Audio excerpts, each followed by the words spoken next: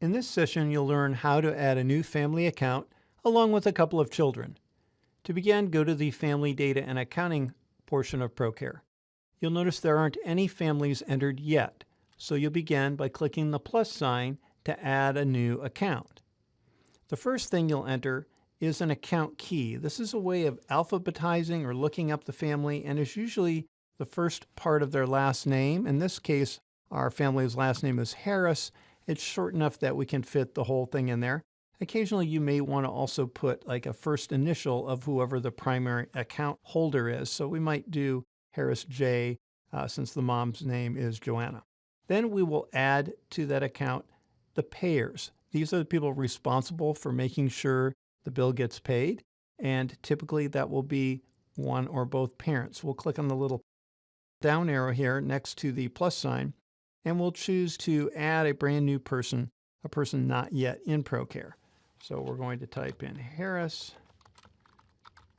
and we'll tab over to the first name. In this case, the mom's name is Joanna. And it really isn't necessary to have this other information for the parent. In most cases, we probably will want an email address. We don't necessarily need date of birth or some of those other things. So we'll just do an email there.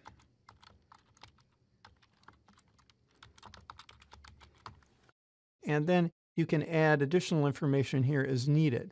So for example, we may want to add an address.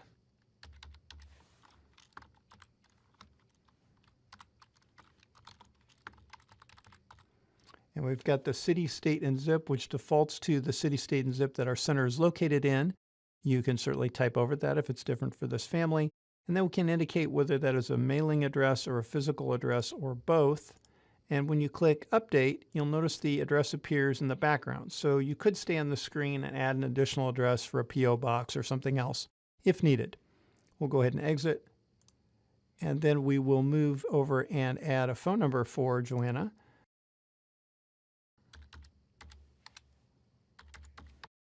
And we will save that.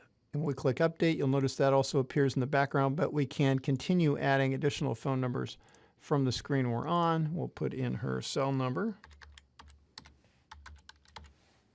And we might want to make a comment on there like call first. Maybe that's the best way to reach her. Okay. And in this case, we may want to reverse these two and put the cell number first on the list, so we can choose that and use the up arrow to reposition them.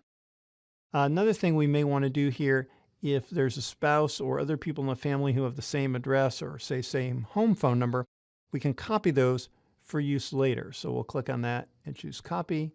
We'll click on the home phone and choose copy, and then we can use those later.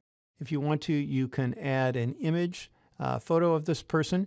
You can find out how to do so by going to the question mark in the upper right, which will tell you more about this screen and how to do things such as add a photo. For now, we're just going to click Continue.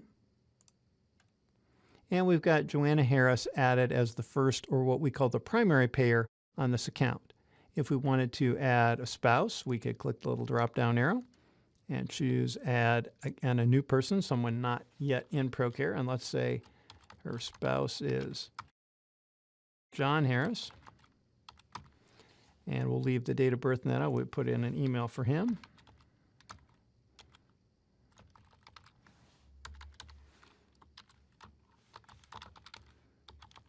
And then we can simply paste in the home address and paste in the home phone, and then we can add an additional phone number and so on for this person as needed. We'll go ahead and click Continue. And what you'll find here is that we get a screen called Person Reconcile. The reason this screen comes up is it's trying to prevent us from accidentally entering the same person twice. And you'll see that we have a possible duplicate of an existing person. We have an existing person, Joanna Harris, and then we have the new person we just entered down here, John Harris.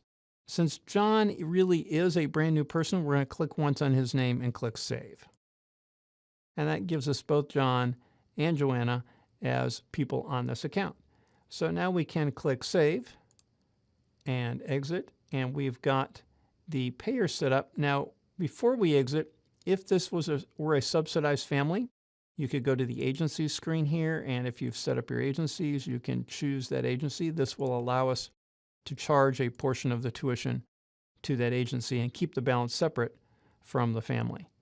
Then we'll go ahead and exit. And now you'll see we've got our first account set up with both the payers, Joanna and John. Next, we'll want to add some children to this account. To do so, you'll click the little down arrow next to the plus sign here for adding a child. And again, we'll say add a new person.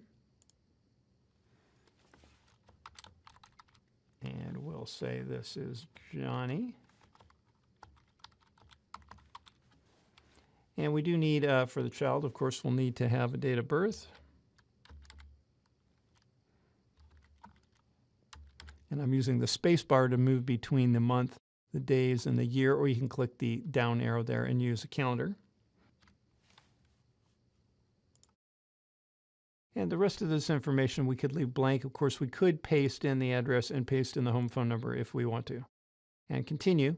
And again, we get the screen now because this person's name is so close to, and they have the same address and phone number, that it's possible that we've made a mistake and are entering the same person over again. So let's just double check. At the top, it shows two possible existing people, Joanna and John. If those really were the person we were entering, we'd pick them and click select. That would prevent us from accidentally re-entering the same person. But the truth is, the new person just entered at the bottom, Johnny Harris, is their son. He's a different person, so we're going to save him separately. And then he appears on the screen. So now that we have Johnny's basic information entered, you'll see that his information is in italic text. The italic text indicates that he is currently unenrolled. And there are several main screens that we're going to want to go to for Johnny. Right now, the two most important are the enrollment screen, which we are going to go to right here, enrollment status. And we're going to put in his date of enrollment. If you don't know the actual date of enrollment, he's been there for a while, you could do something like December 31st of last year, just something to show that he's currently enrolled. So we're going to say that he enrolled a couple months ago, and he is currently enrolled. You can actually keep an ongoing history here, though, and even record things like when they first visited the center, maybe took a tour. You can create your own enrollment statuses and things. For now, just having him enrolled is enough. So we'll click exit. He's now shown as enrolled, and he's no longer in italics because now he's currently enrolled. So it's a visual indicator to us. The second button that's important to go to, so we've been to the enrollment screen. The second button that's important to go to is the information and relationship screen. This is where we can assign a classroom as well as people related to the child. So let's go ahead and do this. We'll get a prompt asking us if we want to import the parents as related people. Yes, usually the payers are the parents, and so we would typically want to say yes to that. It brings them both in, and we simply indicate that Joanna is the mom, John is the dad, child lives with both of them, they're both emergency contacts, and they're both pickup people. The pickup column is important for anybody who will be checking children in and out on a computer check-in station. That column will need to be marked in order for them to be able to do that. Now we can add additional people as well. So we could come down here to the add button, and let's say they have a friend or a neighbor or another relative who's also an authorized pickup person. So if it was somebody already in Procare, we could look them up by saying add existing person. Right now it's a brand new person not yet in the system, so we're going to say add new person, and we'll put in their information.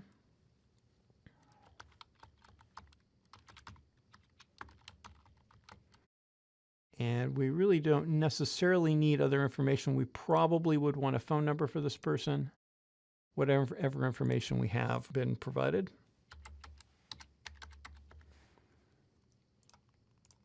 And then we can say continue. And now we have her added on this list as a related person. We can just indicate how. Maybe she's a neighbor, emergency contact, and a pickup. The other thing on the screen is this is also the place where we assign a classroom to the child. So if we know what that classroom is, and we can go ahead and let's just say he's in one of our preschool rooms. So I'm going to assign him to the Blue Whales room. And we're going to go ahead and save and exit. So now we've got Johnny Harris, the son, set up with basic information. The next thing we want to do is add a second child, a sibling to this account. This will help us show things in future segments about how to set up billing and so on. You can see how it works on a 2-child family. So we'll go to the little drop-down arrow to add a new child, and we'll say new person because this is someone, again, not yet in Procare. So we'll say Harris, and this is Robin, and we could put in a date of birth for her.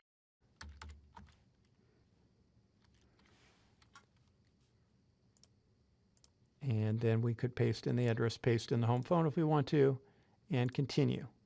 Even though she has a different first name, there's enough similar about here that the system is checking to make sure that this isn't another possible duplicate. So she's not a duplicate. We know she's a brand new person, so we'll say, there she is. She just entered. We're going to save her, and now she's listed. You'll see she's in italics again. Why? Because she's currently not enrolled. So you can get to the enrollment screen this way, but another way to get there is to double-click down here where it says unknown for her enrollment, and you can establish that right here. Now maybe she's a little older, so maybe she has been at the center longer. So we could just type in a date if we wanted to, and we'll say that she's enrolled, and then she's no longer in italic text. The last thing is we can assign the related people in the classroom to her. Again, we can go to that relationship screen, or we can double-click where it says unknown next to the classroom. It'll ask if we want to import the pairs as relationships. In this case, it's okay to say no because we're going to actually import all of the related people from the sibling. So we're going to go ahead and say no. It wouldn't have hurt if we said yes. We're going to say no. So to add people down here, we're going to pick the little drop-down arrow. And because this child has a sibling, you have the option to say import from, and we'll import from her brother, Johnny. And it brings all the people over. We will need to establish the relationship since it's not necessarily the same for the other child. And then we'll say family friend. That keeps the emergency and the pickups.